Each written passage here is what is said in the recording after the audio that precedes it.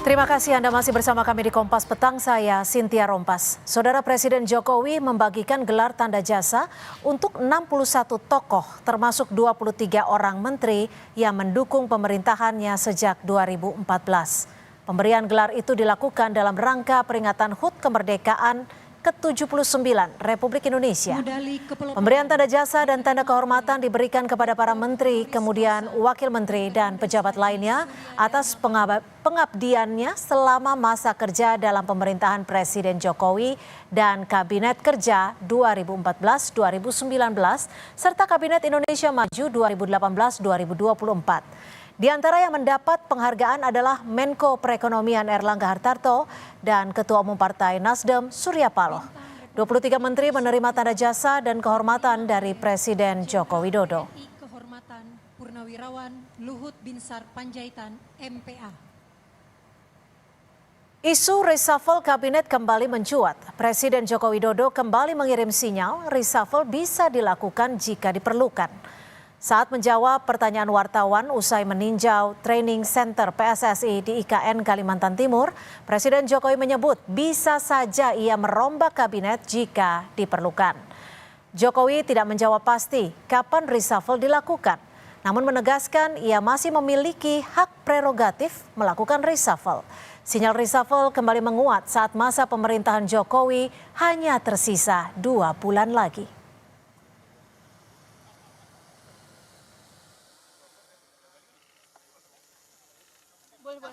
Ada? Ya kalau diperlukan. Jadi sudah ada keperluan. Kalau diperlukan. Saya kan udah ngomong dari dulu kalau diperlukan. Saya masih punya hak prerogatif itu. Saat ini diperlukan.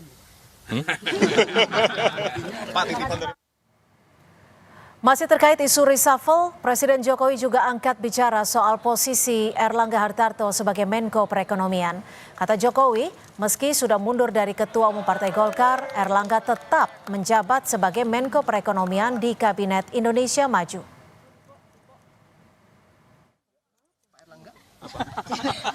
Jadi Pak Erlangga posisinya masih aman atau Oh, kalau di bawah Kabinet Indonesia Maju saya kira nggak ada masalah.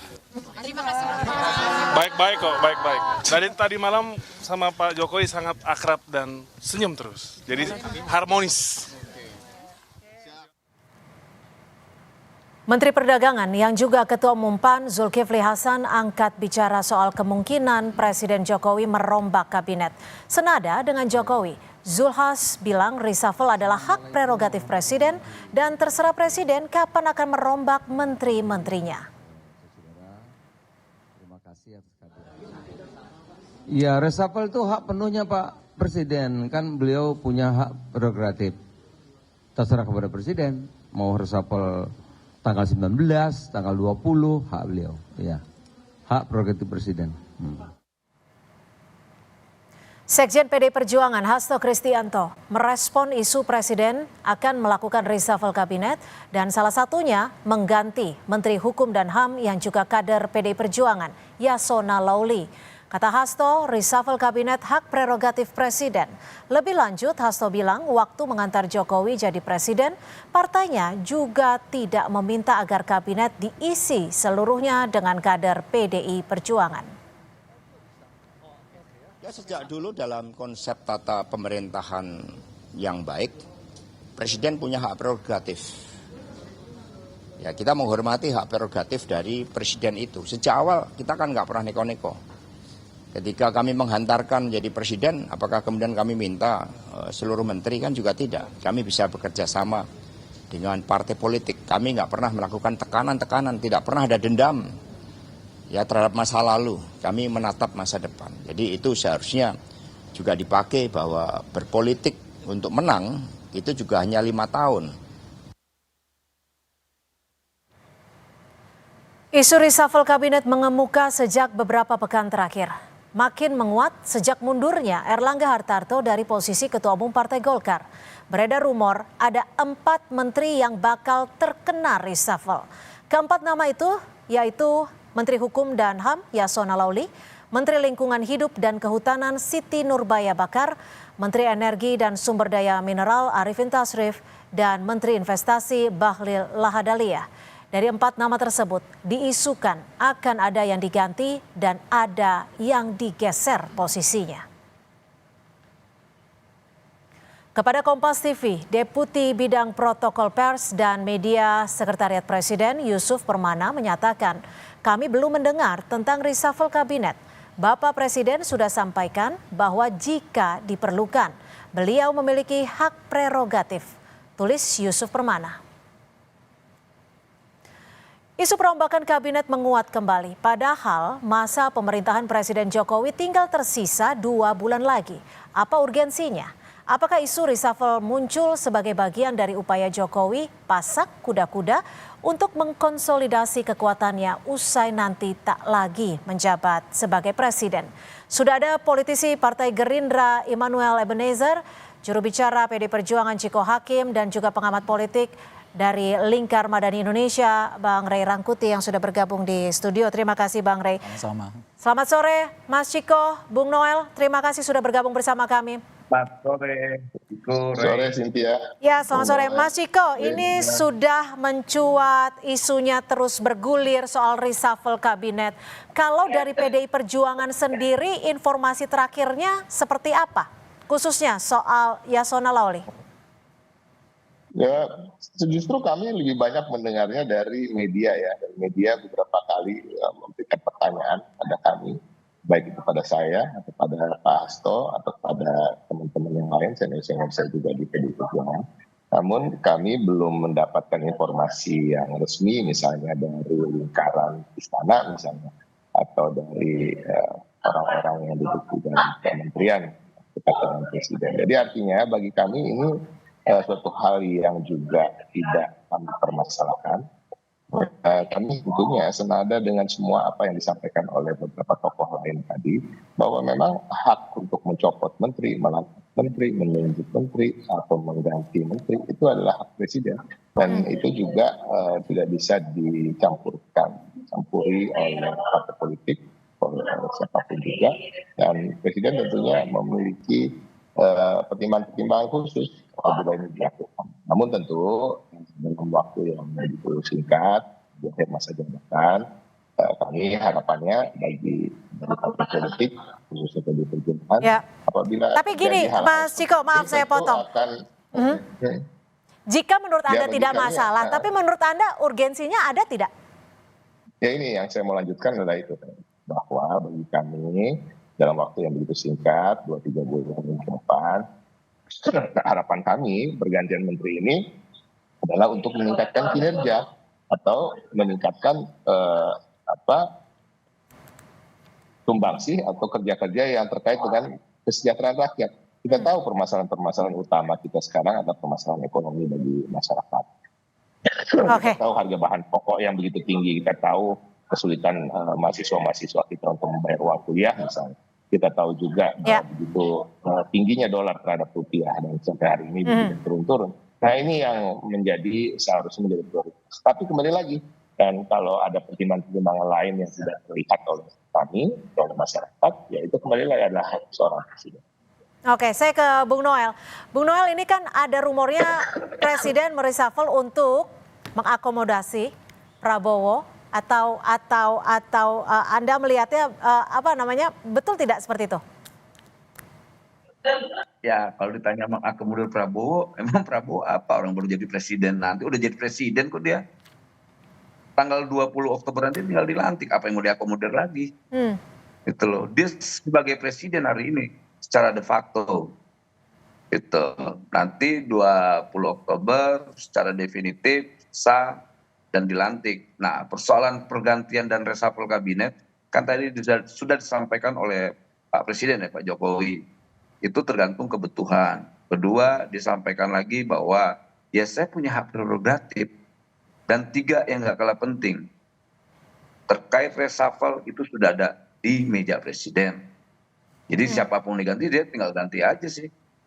Nah, kebutuhannya apa? Pertama itu. Kedua, rasionalisasi untuk mengganti juga apa, apalagi dengan last minute pemerintahan begini ya, Ya, kemudian ada rumor-rumor tadi yang disampaikan misalnya kayak Pak Yasona Lawli, Ya. kemudian ada sebetulnya ada lagi si siapa tuh siapa Menteri SDM ini si Arifin Tasrif kalau nggak salah itu.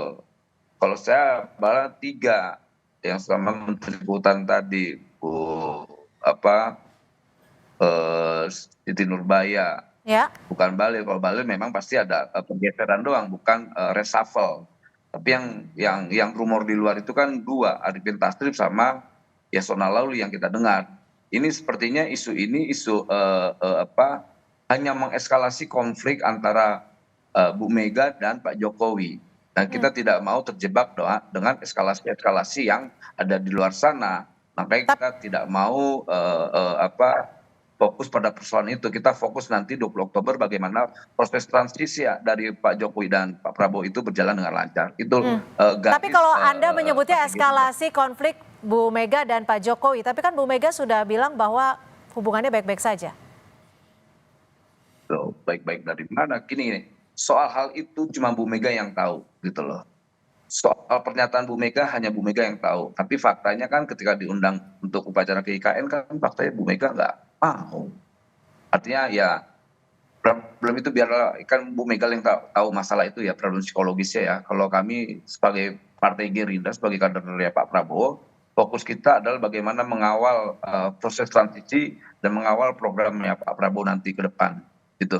Oke, Bang Rey, kalau Bang Rey sendiri melihatnya seperti apa? Betul tidak wacana atau isu reshuffle ini bisa benar terjadi hanya dalam 2 bulan masa kepemimpinan Presiden Jokowi? Kalau ada target yang memang harus dikejar oleh Pak Jokowi dan dianggap menteri-menterinya nggak mampu melaksanakannya, reshuffle itu mungkin untuk memenuhi atau mencapai tujuan itu.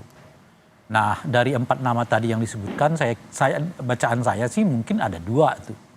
Yang kemungkinan Pak Jokowi sedikit agak meminta supaya ada percepatan. Gitu. Satu kan Pak Yasona karena dianggap kok bisa meloloskan kepengurusan PDI Perjuangan kan yang terbaru. Jadi itu mungkin semacam kekeliruan melampaui melampaui apa yang semestinya dikonsultasikan dengan presiden. Jadi ini semacam sanksi lah. Ya kan? Jadi mungkin Yasona akhirnya dikeluarkan gitu.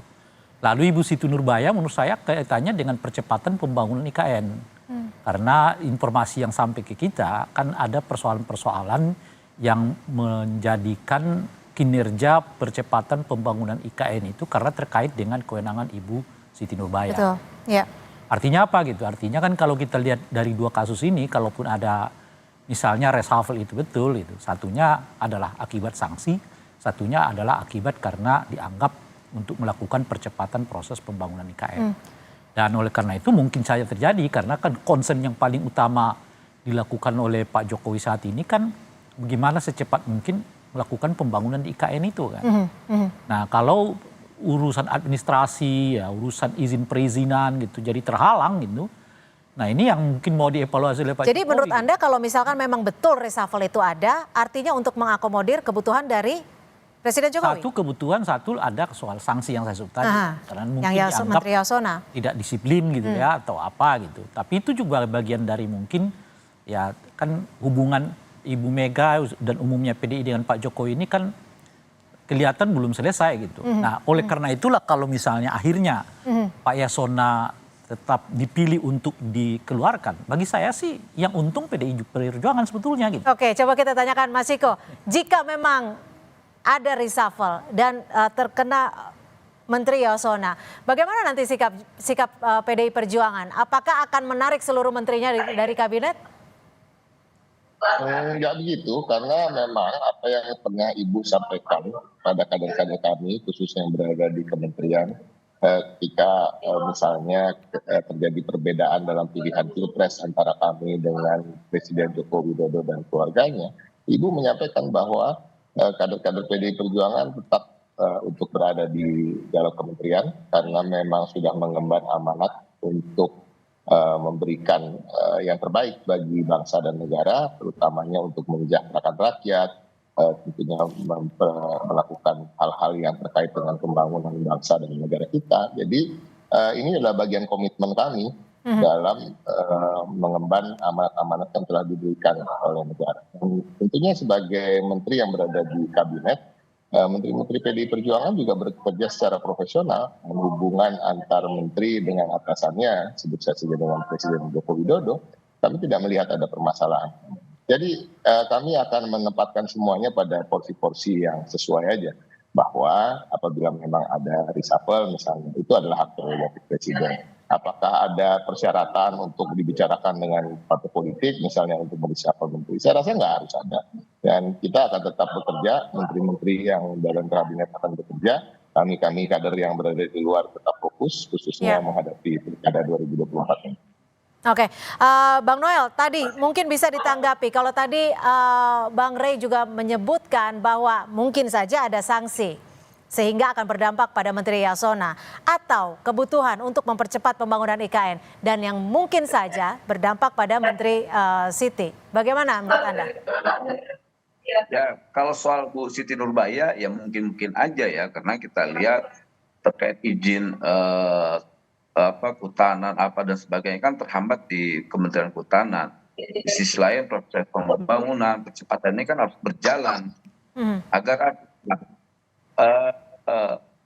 ini bisa benar-benar dinikmati oleh rakyat dan bangsa ini semua. Nah, kita tidak mau proses pembangunan ini tersandra oleh persoalan birokrasi atau izin yang hanya menghambat lah. Saya coba mengutip dari apa yang Rey sampaikan. Tapi secara prinsip sekali lagi saya merujuk dari apa yang Pak Jokowi sampaikan. Tergantung kebutuhannya apa. Tapi tetap hak prerogatif itu ada di Presiden. Tadi disampaikan Mas Hasto juga. Dari dulu PDIP sangat memahami soal hal itu ya, hak prerogatif Presiden. Tapi sekali lagi saya sampaikan, soal reshuffle itu sudah ada di meja Pak Jokowi. Entah siapa yang direshuffle, ya Allah alam. Entah Pak Yasona, atau Bu Siti Nurbaya, atau Arifin Tasrif, atau Bahlil, atau siapalah. Gitu. Jadi 5 saya nih, bukan 4. Gitu. Tapi informasinya sampai di Anda itu kemungkinan reshuffle berapa persen? Ya, saya di atas 50 lah. 50-nya berapa, kalau sampai 51% itu kan berarti udah benar tuh. Tapi akurasi untuk reshuffle ini saya bisa sampaikan di atas 99%. Untuk menteri-menterinya, betul keempat menteri tersebut yang sempat disebutkan tadi? Ya, kebutuhan tadi, jawaban tetap pada kebutuhan Presiden. Tingkat kebutuhannya apa? Gitu loh. Tapi sekali lagi, reshuffle itu sudah ada di meja Pak Presiden. Atas meja Pak Presiden. Bang Rey, jika disebut kemungkinan reshuffle di atas 50%, menurut Anda dan ada kemungkinannya itu yang tadi disebut Menteri Yasona, seumpamanya itu terjadi, siapa figur yang kira-kira akan menggantikan Menteri Yasona? Ya kan sudah beredar juga di masyarakat ya. Saya kira bukan, kalau dalam konteks ini menurut saya sih Presiden nggak terlalu pusing siapa yang menggantikannya kan. Nah yang menarik ini menurut saya adalah seperti apa nanti hubungan Pak Jokowi dengan PDI kalau kemudian Yasona gitu. Itu yang saya sebut tadi itu kalau kemudian Yasona dikeluarkan, apalagi bersamaan dengan itu Nasdem juga dikeluarkan itu artinya keuntungan besar bagi PDI Perjuangan. Kenapa saya katakan begitu tuh? Pertama, kan sejak dari awal kita dengar tuh, sejak ada semacam perbedaan sikap antara Pak Jokowi dengan Ibu Mega lah ya, dan PDI lah secara umum, ada keinginan yang kuat untuk menarik menteri-menteri. Cuma kan saat itu dianggap nanti terlalu apa yang dianggap kita ngambek atau apa gitu. Akhirnya dibiarkanlah menteri-menteri ini kan. Tapi keinginan kuatnya itu menariknya gitu. Itu pertama. Nah ini ada pintunya. Ini kan seperti Pak Jokowi yang berbeda sikap dengan PDI, kan orang menunggu nih PDI mau berhentikan apa enggak gitu. Sebab kalau ya diberhentikan yang untung itu Pak Jokowi gitu loh. Sementara imbasnya nanti ke PDI Perjuangan sama dengan Gibran. Nah mungkin situasi itu yang sedang ditunggu oleh PDI. Jadi kalau akhirnya Pak Jokowi yang mengeluarkan anggota kabinet dari PDI Perjuangan gitu, imbasnya nanti ke Pak Jokowi. Oh ternyata Pak Jokowi yang masih menyimpan gitu loh Pak. PDI-nya sih legowo gitu. Bahkan boleh jadi setelah Pak Yasona ditarik, PDI bisa narik semuanya. Kita Karena lihat itu justru nanti. pintu baginya. Kalau ditarik semuanya bisa linglung. Karena ada 3 tuh setidaknya yang lain dari Menteri PDI Perjuangan. Bisa linglung Pak Jokowi. Nah, oleh karena itu saya katakan yang untung adalah Pak PDI. Sebab kemudian kalau Yasona ditarik, 3 yang lain ditarik, Pak Jokowi harus buat reshuffle berikutnya, itu artinya 1 bulan menjelang pelaksanaan. Akan sulit ya. Artinya soliditas partai, soliditas kepemerintahan nggak akan terjaga dalam situasi yang seperti itu. Baik, kita nantikan seperti apa. Tapi kalau dari Presiden dibilang tanggal 14, 15 tidak mungkin ada reshuffle, tapi nanti kita lihat akan seperti apa. Terima kasih Bang Rey dan terima kasih juga Mas Ciko Hakim dan terima kasih Bung Noel sudah bergabung bersama kami di Kompas Petang. Selamat sore.